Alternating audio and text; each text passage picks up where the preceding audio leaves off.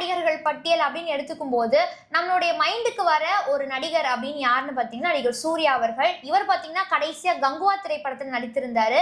இந்த திரைப்படம் பாத்தீங்கன்னா எதிர்பார்த்த அளவிற்கு மக்கள் மத்தியில வரவேற்பு பெறல அப்படின்னே சொல்லலாம். மிகப்பெரிய ஒரு தோல்வியை தான் இந்த திரைப்படம் தழுவியது. இதனைத் தொடர்ந்து நடிகர் சூர்யா அவர்கள் பாத்தீங்கன்னா இயக்குனர் கார்த்தி சுப்புராஜ் அவர்களுடைய இயக்கத்துல ஒரு திரைப்படத்துல வந்துட்டு நடித்து வருகிறாரு. அந்த திரைப்படத்துடைய பெயர் தான் எதுன்னு பாத்தீங்கன்னா ரெட்ரோ. ஸோ இது நம்ம எல்லாருக்குமே நல்லாவே தெரியும். அது மட்டும் இல்லாம இந்த ரெட்ரோ திரைப்படத்துல கன்னிமான்ற ஒரு பாடலுமே பாத்தீங்கன்னா இப்போ ரொம்ப ட்ரெண்டிங்கா போயிட்டு இருக்கு. சோசியல் மீடியால ரொம்ப ட்ரெண்டிங்கான ஒரு சாங்கா வந்துட்டு அந்த சாங் வந்து போயிட்டு இருக்கு.